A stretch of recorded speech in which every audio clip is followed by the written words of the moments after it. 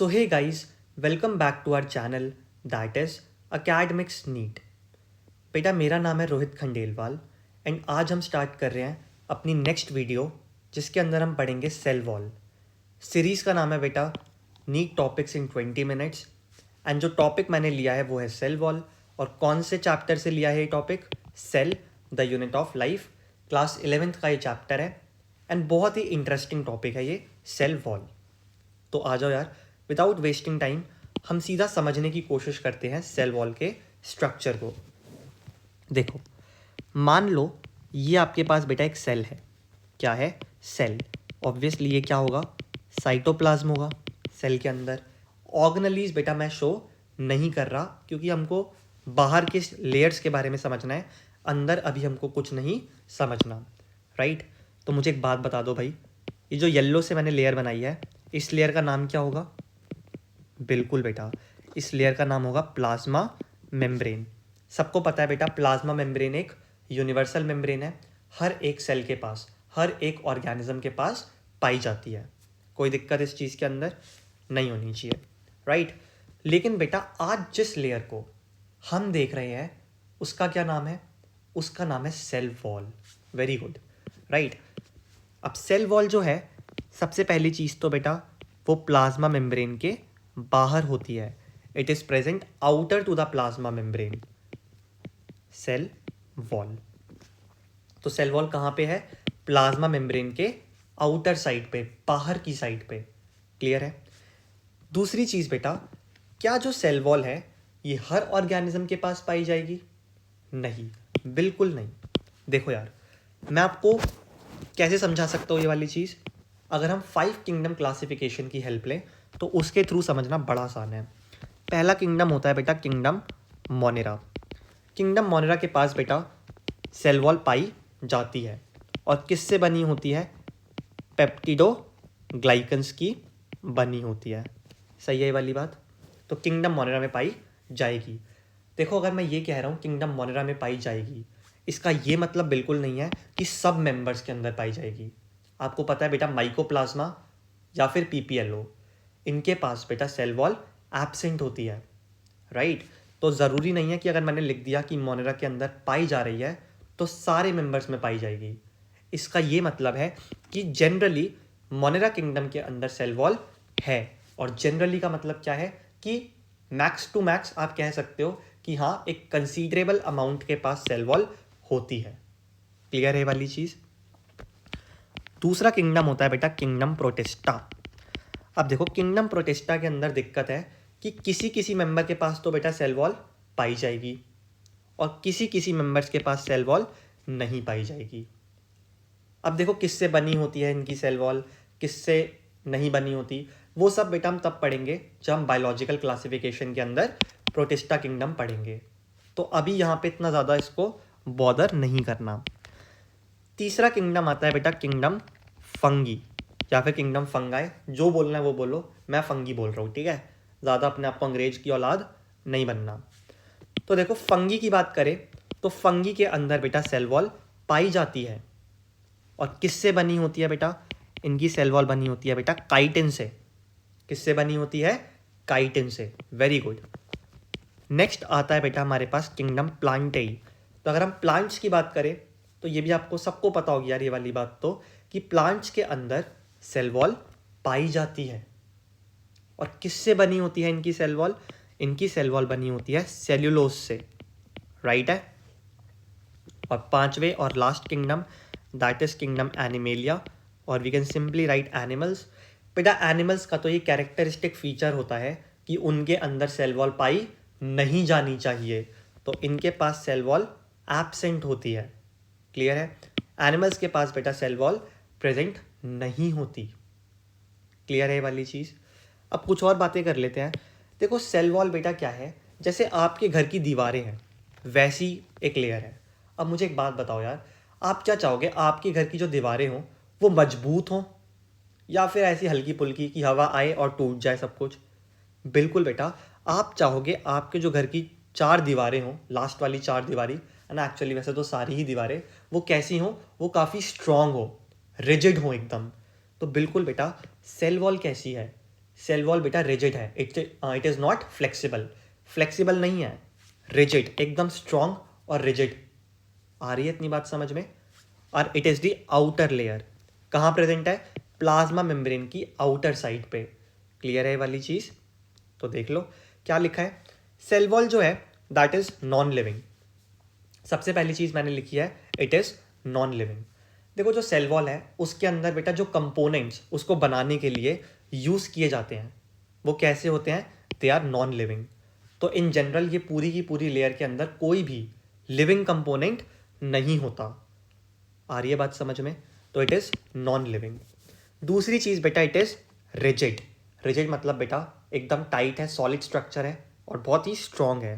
Clear है ये वाली चीज़? तीसरी चीज़ बेटा आउटर कवरिंग बनाती है प्लाज्मा मेम्ब्रेन के लिए, कहाँ पे? फंगी एंड प्लांट्स के अंदर। क्लियर है ये वाली चीज़ भी? देखो अब मुझे एक बात बताओ, अगर मैंने ये स्ट्रक्चर बनाया है तो ये अंदर वाला कौन होगा भाई? बता सकते हो मुझको? बिल्कुल बेटा, अंदर वाला होगा आपका प्लाज्मा मेम्ब्रेन, राइट है? तो लिख लो प्लाज्मा मेम्ब्रेन। और बेटा बाहर वाली लेयर जो मैंने येलो से बना रखी है ये कौन सी लेयर होगी? इसका नाम क्या होगा? इसका नाम होगा सेल वॉल, राइट है? बताओ मुझको, क्या ये वाली बात समझ में आ रही है कि plasma membrane is present towards the inner side and cell wall is present towards the outer side, right है ये वाली चीज़? और फंगी एंड प्लांट्स की आउटर कवरिंग ये बनाती है। देखो बैक्टीरिया की भी बनाती है वैसे तो, और किसकी बनाती है? कुछ कुछ प्रोटिस्टा की भी बनाती है। ये लाइन कहाँ से लिखी फिर सर आपने? आपने इसके अंदर खाली फंगी एंड प्लांट्स लिखा है। बेटा ये लाइन चुराई गई है आपकी एनसीईआरटी बुक से, वहाँ सिर्फ फंगी एंड प्लांट्स लिखती है एनसीईआरटी। तो यहाँ पे इन जनरल हमने ऐसे ही लिख दिया है एनसीईआरटी की लाइन को डिपिक्ट करने के लिए कि फंगी एंड प्लांट्स। लेकिन आपको पता है बेटा बैक्टीरिया के पास भी सेल वॉल है एंड प्रोटिस्टा के पास भी सेल वॉल प्रेजेंट होती है। अब बेटा काम क्या करती है सर सेल वॉल? कुछ काम भी तो होना चाहिए ना। देखो बेटा सेल वॉल के बेटा बहुत सारे काम हैं। पहला काम तो ये बेटा मैंने आपको बताया रिजिड है, तो बेटा ये क्या कर रही है? आपको आपके सेल को बेसिकली शेप दे रही है। एक बात बताओ यार, जो आपके घर की दीवारें हैं क्या वो भी तो आपके घर को एक शेप दे रही है ना? बिल्कुल दे रही हैं। सिमिलरली बेटा जो सेल की दीवार है जिसका नाम हमने सेल वॉल रखा हुआ है वो क्या कर रही है? वो भी सेल को शेप देने का काम करती है। आपके घर की दीवारें क्या करती हैं बेटा? आपको प्रोटेक्शन देती हैं, मैकेनिकल प्रोटेक्शन, है ना, कि हवा के झोंके से कहीं आपका घर ही ना गिर जाए। तो अगर आप स्ट्रॉन्ग बनाओगे अपने घर की दीवारों को तो वो आपको डैमेज होने से बचाएंगी। क्लियर हो रही है ये वाली चीज़? सिमिलरली बेटा जो सेल वॉल होती है वो क्या करती है बेटा? वो आपको मैकेनिकल डैमेज से बचाती है और इन्फेक्शन से भी बचाती है। किसको? सेल को, आपके सेल को। क्लियर है ये वाली चीज़? सेल टू सेल इंटरैक्शंस में हेल्प करना। अब देखो एक सेल से दूसरे सेल के बीच में कुछ चीज़ें ट्रांसपोर्ट हो जाती हैं, उसको कहते हैं हम सेल टू सेल इंटरैक्शन। अब ये चीज़ बेटा कैसे होती है ये अभी इसी वीडियो के अंदर हम थोड़ा सा आगे जाके देखेंगे, है ना, जब हम पढ़ेंगे प्लाज्मोडेस्माटा तो वहाँ पे देखेंगे। तो इस पॉइंट को ऐसा मत समझना कि समझ नहीं आया, बिल्कुल बेटा हम समझेंगे कि किस तरीके से सेल वॉल हेल्प करती है दो सेल्स के बीच में चीज़ों के ट्रांसफ़र को लेके। क्लियर है वाली चीज़? और बेटा आखिरी चीज़, provides the barrier to the undesirable macromolecules. आ जाओ समझते हैं इस पॉइंट को। देखो मान लो ये सेल वॉल है, क्या है? Cell wall. सेल वॉल के अंदर बेटा आपकी होगी प्लाज्मा मेम्ब्रेन, राइट? मान लो बेटा सेल वॉल के अंदर छोटे छोटे क्या होंगे बेटा? छेद होंगे। पूरी उड़ गया है ना, पूरा नहीं उड़ाना, छोटा कर लेते हैं इसको। अरे यार चलो ये भी ठीक है, इतना भी है ना। सेल वॉल के अंदर बेटा कुछ छोटे छोटे छेद तो होंगे यार, है ना, सामान भी तो अंदर घुसाना है ना। ऐसा बना दिया आपने ये कुछ घुस ही नहीं पा रहा तो गड़बड़ हो जाएगी, ऐसे ही मर जाएगा फिर तो सेल। अब देखो यार ये कैसे बेटा हर चीज़ को घुसने नहीं देता, जो अनडिज़ायरेबल प्रोडक्ट है उनको ये बाहर से क्या कर देगा? Tata bye bye. कैसे करेगा?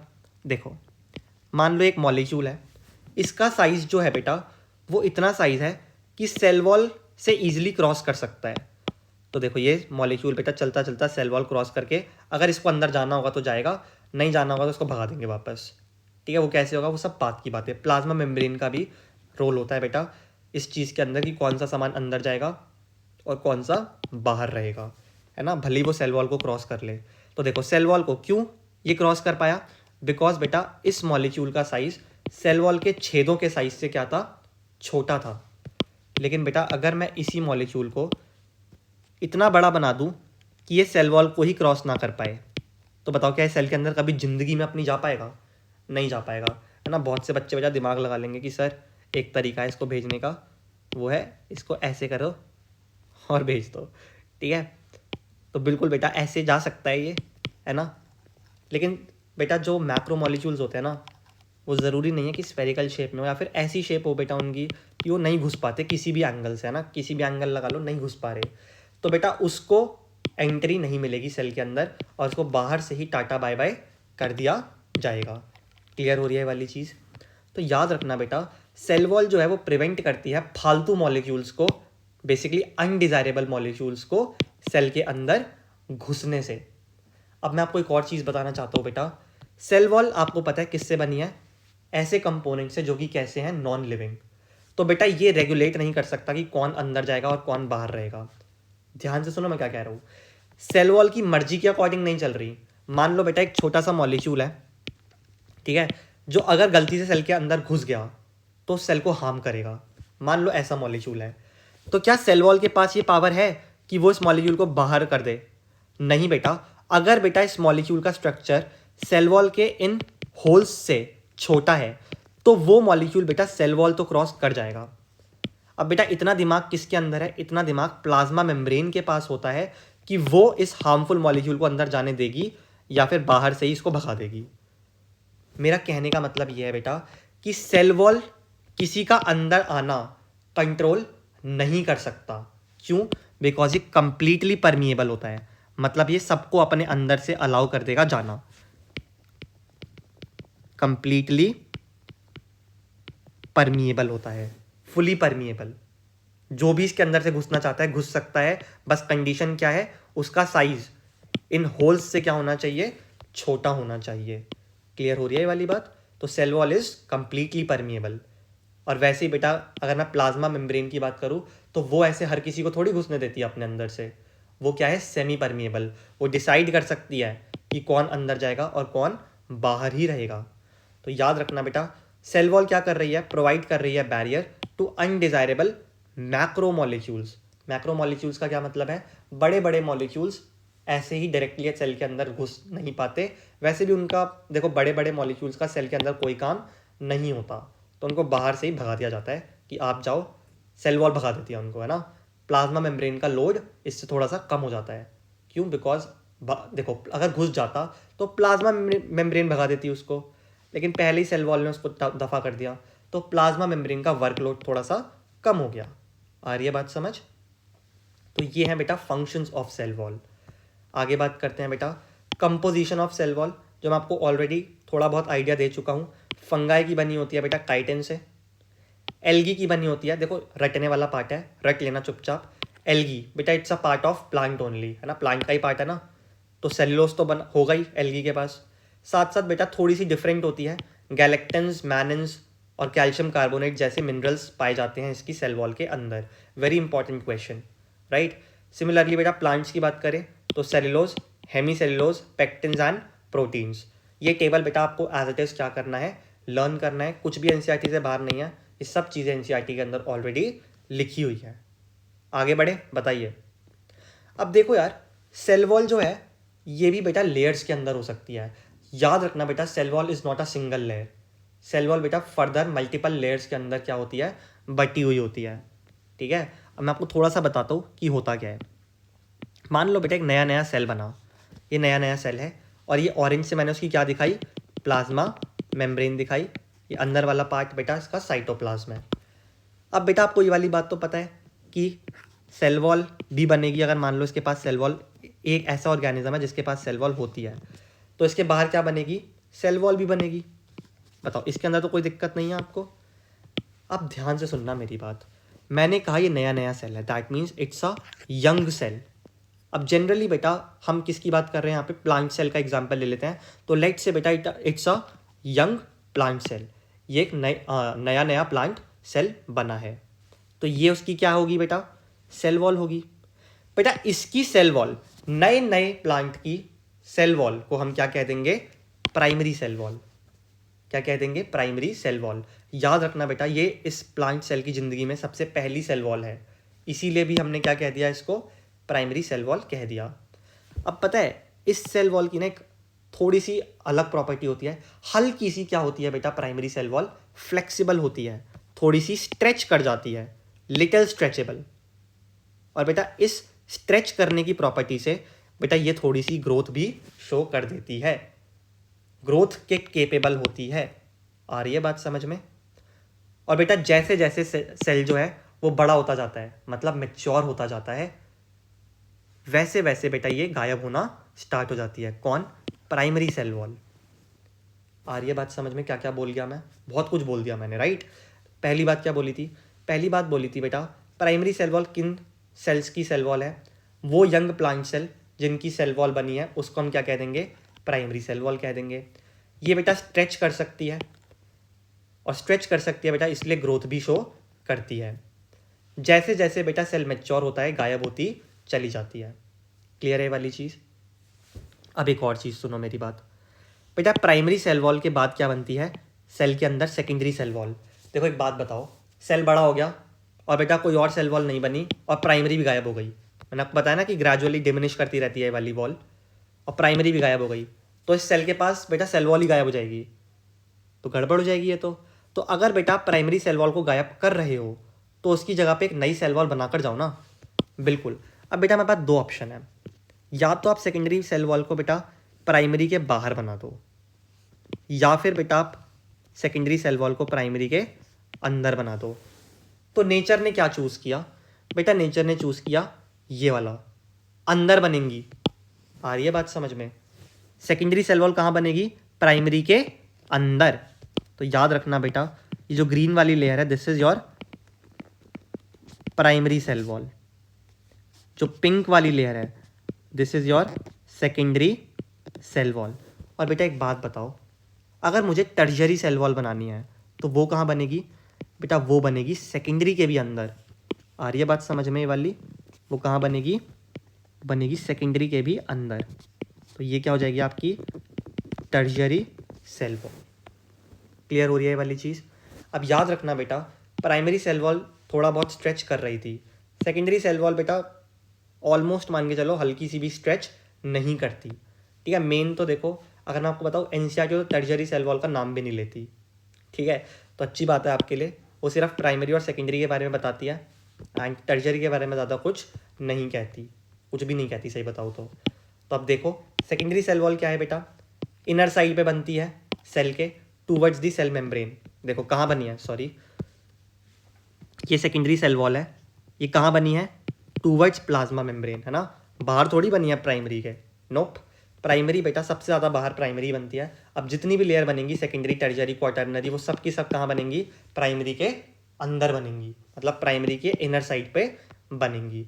ये बहुत ही बेटा एक ऐसा पॉइंट है जहाँ बच्चे अक्सर डाउट में रहते हैं। तो सच बता रहा हूँ अगर अभी इसको सॉल्व कर लोगे, समझ लो मेरी बात क्या कह रहा हूँ मैं।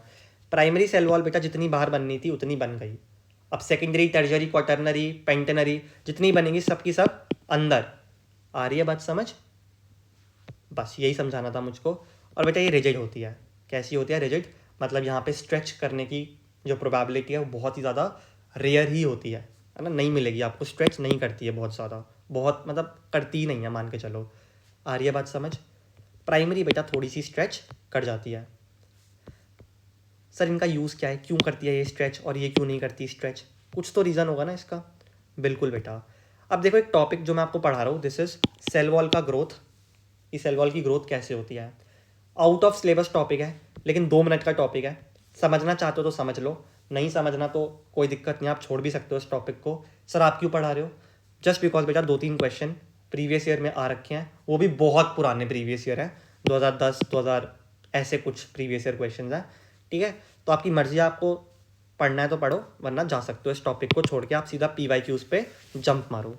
तो देखो यार सेल वॉल के ग्रोथ होने के, है ना, प्राइमरी सेल वॉल बन गई आपकी मान लो, वो नहीं सीखना कैसे बनती है, उसको भूल जाओ। ठीक है, प्राइमरी सेल वॉल बन गई, वो सीखना है वैसे सेल वॉल वाले सेल डिवीजन वाले चैप्टर में हम सीखेंगे। ठीक है, अभी मान लो प्राइमरी सेल वॉल बन गई आपके पास, तो आ जाओ बना देते हैं। देखो ये कलर चेंज करता हूँ मैं, ये सेल है आपके पास और प्लाज्मा मेम्ब्रेन बना दी, ग्रीन से बेटा मैंने बना दी इसकी प्राइमरी सेल वॉल, तो this is your primary cell wall. अब इसकी ग्रोथ करा के हमको सेकेंडरी सेल वॉल बनानी है। तो सेकेंडरी सेल वॉल को बनाने के बेटा दो तरीके होते हैं। पहला होता है बेटा इंटूससेप्शन और दूसरा होता है एपोजिशन। क्या क्या बोला मैंने? पहला तरीका इंटूससेप्शन, दूसरा तरीका एपोजिशन। क्लियर हो रही है इतनी बातें? सर ये तरीके हैं क्या? लेकिन आज और ध्यान से समझाता हूँ मैं आपको। बेटा प्राइमरी वॉल जो है वो ग्रीन से बनाई है, तो थोड़ा सा मैं क्या करता हूँ, इसके स्ट्रक्चर को कुछ इस तरीके से दिखाने की कोशिश करता हूँ आपको कि बेटा मान लो कुछ ऐसा स्ट्रक्चर था ये, ठीक है, ये ऐसा स्ट्रक्चर था। ऑब्वियसली बेटा बहुत सारी लेयर्स होंगी ना प्राइमरी के अंदर भी, मतलब एक थोड़ी सी मोटी, थोड़ी तो थिकनेस होगी ना इसकी, बिल्कुल होगी। अब बेटा सबसे पहले क्या होता है, प्राइमरी वॉल, मैंने आपको अभी भी बताया था कि प्राइमरी वॉल थोड़ी सी स्ट्रेच कर जाती है। तो प्राइमरी वॉल थोड़ी सी स्ट्रेच करेगी, और जैसे ही स्ट्रेच करा बेटा क्या दिखा आपको कि थोड़ी सी स्पेसेस आ गई प्राइमरी वॉल के बीच में, है ना। प्राइमरी वॉल के अंदर थोड़ी सी क्या आ गई, स्पेसेस आ गई। बेटा यहीं पे आप क्या कर दोगे, सेकेंडरी वॉल बनाने का जो मटेरियल है उसको डिपॉजिट करना स्टार्ट कर दोगे। और बेटा ऐसे खींचते खींचते खींचते खींचते क्या होगा, आपकी प्राइमरी और सेकेंडरी वॉल दोनों बनती चली जाएंगी। क्लियर हो रही है? तो इस मेथड को आप क्या कहते हैं, intussusception. Primary wall is stretched, material of the secondary wall are deposited within it मतलब प्राइमरी वॉल के अंदर ही जो गैप्स बने थे उनके अंदर आप क्या भर रहे हैं, वो मटेरियल जो कि सेकेंडरी वॉल बनाएगा। आ रही है बात समझ में? इससे ज़्यादा डिटेल में इस टॉपिक के मत जाना, बकवास है। बहुत ही ज़्यादा कम चांसेस हैं कि पेपर में ये टॉपिक अब आए, क्योंकि आउट ऑफ एनसीईआरटी है, राइट। तो ये मैंने आपको क्या बता दिया, इंटूससेप्शन। एपोजिशन तो बेटा बड़ा ही सिंपल है, ठीक है। मान लो ये आपका सेल है और ये प्लाज्मा मेम्ब्रेन मैंने ब्लू से बना दी, और रेड से मैं क्या बना रहा हूँ, सेल वॉल बना रहा हूँ। तो ये बेटा रेड वाली क्या है, प्राइमरी सेल वॉल है। तो सेकेंडरी सेल वॉल का जो मटेरियल होगा वो प्राइमरी सेल वॉल के जस्ट इनर साइड पे क्या कर दोगे, आप इकट्ठा कर दोगे। यहाँ पे कोई स्ट्रेच नहीं हुआ, बस आपने न्यू मटेरियल को बेटा अंदर क्या कर दिया, ऐड कर दिया, और ऐड करने से क्या बन गई, आपकी सेकेंडरी सेल वॉल बन गई। क्लियर है ये वाली चीज़? बताइए। तो ये हो गया बेटा एपोजिशन। इसे कहते हैं बेटा हम सेल वॉल ग्रोथ के दो तरीके, इंटूससेप्शन एंड एपोजिशन। नेक्स्ट टॉपिक है बेटा मिडल लैमेला। देखो एक बात बताओ, दो सेल को बेटा आप जोड़ रहे हो तो कुछ बीच में चाहिए उसको जोड़ने के लिए। जैसे बेटा आपका घर, जब आप ईंटें वीटें जोड़ते हो घर की, तो कुछ बीच में चाहिए नहीं चाहिए उन ईंटों को जोड़ने के लिए, क्या चाहिए होता है, सीमेंट। तो सिमिलरली बेटा दो सेल्स को जोड़ने के लिए भी एक सीमेंट चाहिए, सीमेंट की एक लेयर चाहिए, जिस लेयर का नाम क्या होता है, मिडल लैमेला। क्या होता है लेयर का नाम, मिडल लैमिना। जिस तरीके से बेटा दो ईंटों को जोड़ने के लिए सीमेंट चाहिए होता है, उसी तरीके से बेटा दो सेल्स को जोड़ने के लिए मिडल लैमेला की एक लेयर चाहिए होती है। दिख रही है आपको ये लेयर, रेड कलर से मैंने ड्रॉ करी हुई है। तो बेटा ये जो लेयर है ये कैल्शियम एंड मैग्नीशियम पेक्टेट से बनी होती है। एनसीईआरटी खाली लिखती है कैल्शियम पेक्टेट, लेकिन बेटा मैग्नीशियम पेक्टेट का भी काफ़ी अच्छा इस्तेमाल होता है। तो याद रख सकते हो calcium and magnesium pectate, right. क्या करती है बेटा, ये होल्ड कर रही है या फिर चिपका रही है दो सेल्स को बेटा आपस में एक दूसरे के। क्लियर है ना ये वाली चीज़? तो मिडल लैमेला बेटा is just a layer that glues और holds two different cells together, right, and it is made up of calcium and magnesium pectate. आगे बढ़ जाते हैं बेटा, प्लाज्मोडेस्मेटा। याद है फंक्शंस के अंदर मैंने आपको एक थर्ड पॉइंट बताया था, सेल टू सेल कम्युनिकेशन का। कहाँ गया, ये रहा, सेल टू सेल इंटरेक्शन या फिर सेल टू सेल कम्युनिकेशन। अब समझ आ जाएगा बेटा आपको ये वाला पॉइंट, किस तरीके से दो सेल्स के बीच में बेटा आप चीज़ों को ट्रांसफ़र कर सकते हो। तो देखो यार, एक स्ट्रक्चर होता है प्लाज्मोडेस्मेटा। ये क्या करता है बेटा, सेल वॉल के अंदर बेटा, देखो ऑब्वियस सी बात है यार, सेल वॉल बेटा हर जगह क्या यूनिफॉर्म थिकनेस की होगी, नहीं, कहीं पे थोड़ी सी मोटी है तो कहीं कहीं तो हल्की सी पतली होगी ना। तो जहाँ बेटा थोड़ी बहुत पतली होना स्टार्ट होती है वहाँ पे बेटा मिडल लैमेला भी इतना अच्छे तरीके से नहीं लगता, और वहीं पे बेटा एक ट्यूब जैसी फॉर्मेशन हो जाती है जिसका नाम होता है प्लाज्मोडेस्मेटा। क्या नाम होता है, प्लाज्मोडेस्मेटा। और बेटा देख पा रहे हो आप, इस प्लाज्मोडेस्मेटा ने क्या किया, दोनों सेल्स के साइटोप्लाज्म को आपस में एक दूसरे के कनेक्ट कर दिया। अब बेटा मॉलिक्यूल्स या तो इधर से इधर जा सकते हैं, इधर से इधर जा सकते हैं। दैट मीन्स बेटा एक सेल से दूसरे सेल के अंदर क्या हो गया, ट्रांसपोर्टेशन हो गया। तो प्लाज्मोडेस्माटा का काम क्या है? कनेक्ट करता है cytoplasm of neighbouring cells. Clear है ये वाली चीज़? बताइए। तो आ जाओ यार, प्रीवियस ईयर क्वेश्चंस करते हैं, जो भी क्वेश्चन आपसे पूछे गए हैं जल्दी जल्दी करेंगे क्योंकि बहुत सिंपल से क्वेश्चंस हैं। फर्स्ट क्वेश्चन, पॉज करो, जल्दी सॉल्व करो। ओके, स्टार्ट करते हैं यार। Which one of the following structure between two adjacent cell is an effective transport pathway? देखो, टू एडजेसेंट सेल मतलब एक सेल ये रहा तो दूसरा सेल ये रहा।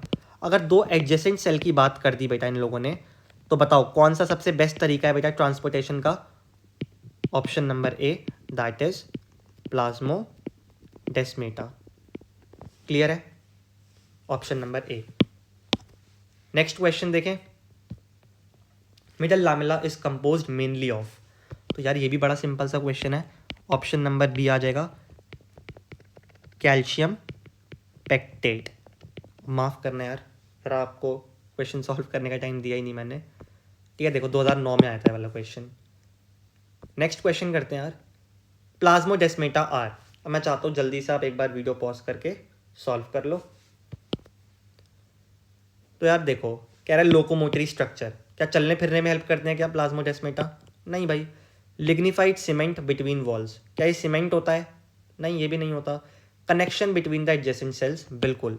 ऑप्शन नंबर सी बेटा, क्यों? बिकॉज दो सेल्स को आपस में कनेक्ट करने का काम प्लाज्मोडेस्माटा का होता है। Membranes connected nucleus and plasma lemma, है ना बेटा? न्यूक्लियस को तो नहीं करती बेटा, साइटोप्लाज्म को करती है दोनों सेल्स के। ये पढ़ाया था ना मैंने आपको। तो C option is the correct answer for this question. 2010 का क्वेश्चन था ये भी। An element in middle lamella is, बेटा बहुत ही गंदा question. Option number A, calcium. बताया था मिडल लैमेला के अंदर calcium and magnesium pectate present होते हैं, राइट? तो option number A is the correct answer. Next question बेटा सॉल्व करो।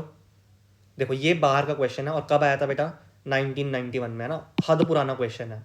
तो देखो 1991 इन ईयर्स के बाद बेटा ये क्वेश्चन रिपीट भी नहीं हुआ है। कौन से? इंटरसेप्शन और एपोजिशन वाले। तो इतने ज़्यादा इंपॉर्टेंट अब नहीं है। कह रहे एडिशन करना new cell wall particles amongst the existing ones. बताओ भाई क्या आंसर होगा इसका? सोचो। अब मैं चाहता हूँ, देखो अगर आपने बेटा पढ़ाई करी है मेरे साथ इस टॉपिक की, है ना, तो आप इजीली बता दोगे, वरना आपको क्या हो जाएगी, दिक्कत आ जाएगी इन चीज़ों को समझने के लिए। ऑलरेडी बेटा क्या कर रही है, सेल वॉल जो है वो एग्जिस्ट कर रही है, राइट? और क्या बोला है, उसके अंदर ही आप क्या कर रहे हो, न्यू सेल वॉल के पार्टिकल्स को जोड़ रहे हो। तो उसके अंदर ही कर रहे हो आप ये काम, तो इसीलिए बेटा इसका आंसर हो जाएगा इनटू ससेप्शन। एपोजिशन के अंदर क्या होता है बेटा कि अगर बेटा आप इनर अंदर की साइड पे बना देते एक लेयर, राइट, यहाँ पे आप जो एग्जिस्टिंग सेल वॉल है उसके साथ कुछ नहीं करते। किसके अंदर? एपोजिशन के अंदर, राइट? तो apposition is the wrong answer. Answer हो जाएगा इसका इनटू ससेप्शन, है ना? क्यों हुआ इनटू ससेप्शन भाई? एग्जिस्टिंग वन के अंदर ही आप मटेरियल ऐड कर रहे हो। Okay, that's why intussusception. C option is the correct answer for this question. Next question बेटा, सेल वॉल शोज, तो बहुत ही गंदा क्वेश्चन है। अभी अभी बताया था बेटा थोड़ी देर पहले कि सेल वॉल बेटा कंप्लीटली परमिएबल होती है। तो cell wall shows complete permeability, option number C. देखो इम्परमिएबल का मतलब है कि अपने अंदर से किसी को भी नहीं घुसने देगा, ये तो इम्पॉसिबल है भाई, है ना? सेमी परमिएबल का मतलब है बेटा कि किसी किसी को घुसने देगा, लेकिन वो चूज़ कर सकता है। क्या सेल वॉल चूज़ कर सकती है क्या? नहीं। कंप्लीटली परमिएबल है, अगर आपका साइज उसके साइज से छोटा है तो आप घुस जाओगे, अदरवाइज नहीं जा पाओगे। और डिफरेंशियल परमिएबल ये भी नहीं होती सेल वॉल। आगे बढ़े, लास्ट क्वेश्चन भाई। कह रहे cellulose is the major component of cell walls of. देखो सबसे पहली बात तो बेटा सेलुलोज किसकी सेल वॉल के अंदर पाया जाता है? प्लांट की सेल वॉल के अंदर। अब मैं आपको एक बात बताता हूँ, ज़ैंथोमोनास और बेटा स्यूडोमोनास क्या है बेटा? ये तो बैक्टीरिया हैं, ठीक है? मोनास वर्ड आ रहा है बेटा, तो आपको नाम से ही समझ आ जाना चाहिए, दे आर बैक्टीरिया। कौन? 2 और 3 ऑप्शन। फोर्थ बेटा सेकेरोमाइसीस, ये है बेटा आपकी फंगी, है ना? ईस्ट का ही दूसरा नाम होता है बेटा सेकेरोमाइसीस, राइट? तो ये भी नहीं है। ऑप्शन बचा सिर्फ बेटा पाइथियम, तो option number A is your correct answer, Pythium, जो कि क्या है बेटा आपका? प्लांट है। क्लियर? तो बस यही क्वेश्चन आ रखे थे बेटा इसके अलावा बेटा कोई भी क्वेश्चन सेल वॉल से रिलेटेड आपके पेपर में नहीं आ रखा। तो सारे प्रीवियस ईयर क्वेश्चन कर लिए हमने। आई होप बेटा आपको ये सीरीज़ पसंद आ रही है, जिसके अंदर बेटा हम कम टाइम के अंदर मैक्सिमम आउटपुट निकालने की कोशिश कर रहे हैं। तो कमेंट करो भाई नेक्स्ट टॉपिक आपको किस पे चाहिए, है ना, नेक्स्ट वीडियो किस टॉपिक पे चाहिए, कमेंट करना। तब तक के लिए भाई पढ़ाई करो, ध्यान रखो एंड बाय।